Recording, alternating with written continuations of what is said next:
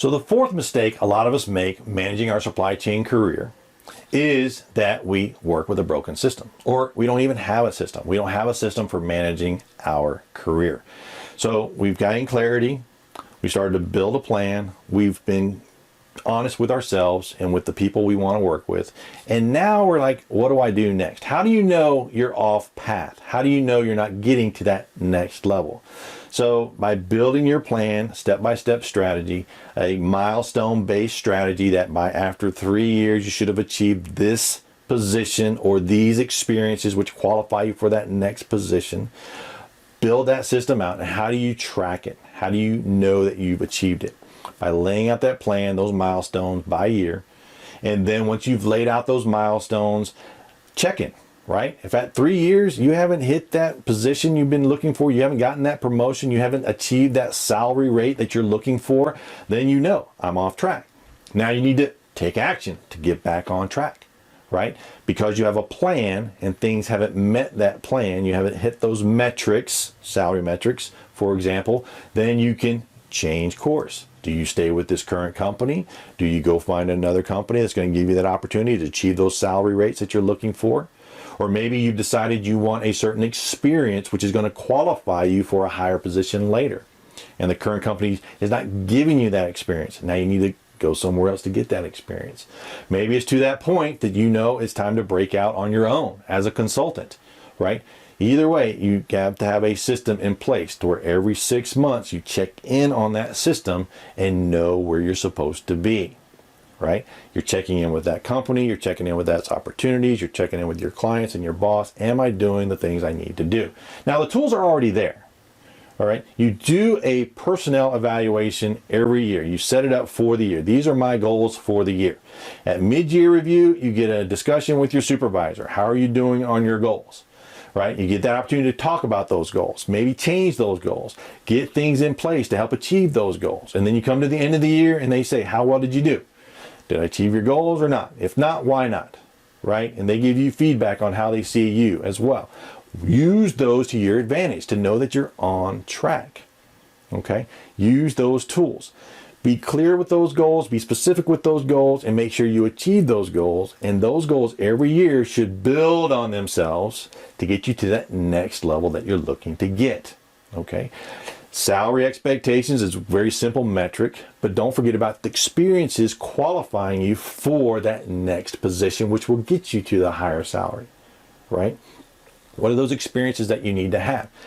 Well, maybe, I don't know what experiences I need to have, right? I'm a buyer and eventually I'll be a senior buyer. Well, what does it take to be a senior buyer?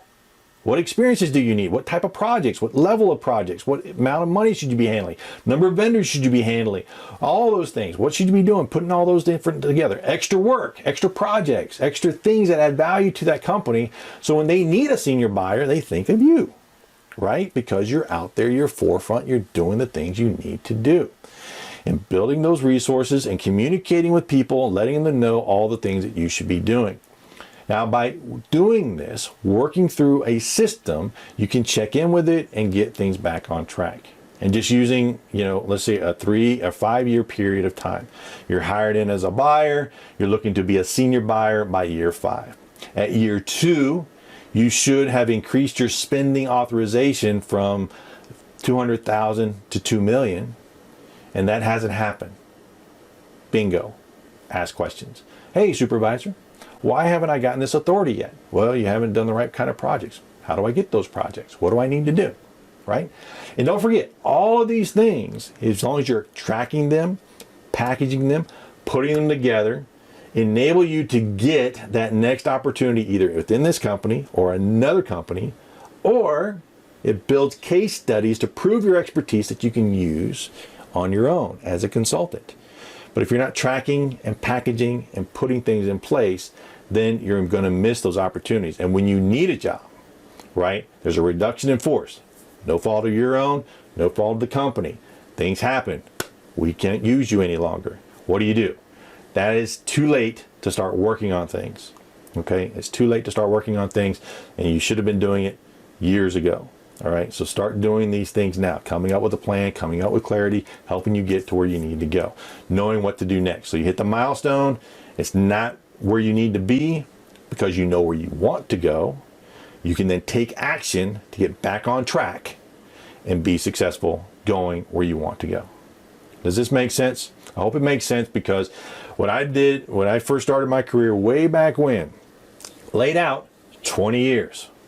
Like, Randy, 20 years? Oh my gosh, I couldn't even imagine 20 years. Lay out 20 years. What positions should I have? What promotions should I have? What salary should I be earning? Family goals, all other kind of goals, like laying all this stuff out, laying it out for 20 years. So when I hit the 10-year mark, I knew I was on track. And I also had a decision to make at 10 years. Continue down this path or change. So I continued down the path, and I hit 20 years. Same thing, doing everything I'm supposed to do. Decision point. Do I continue down this path, or do I change paths? My choice was to change paths and do something different. And then I had to lay it out again for something different, lay it all out. So I know exactly what I should be doing, when I should be doing it. My expectations are being clear. Always staying on track, following the system.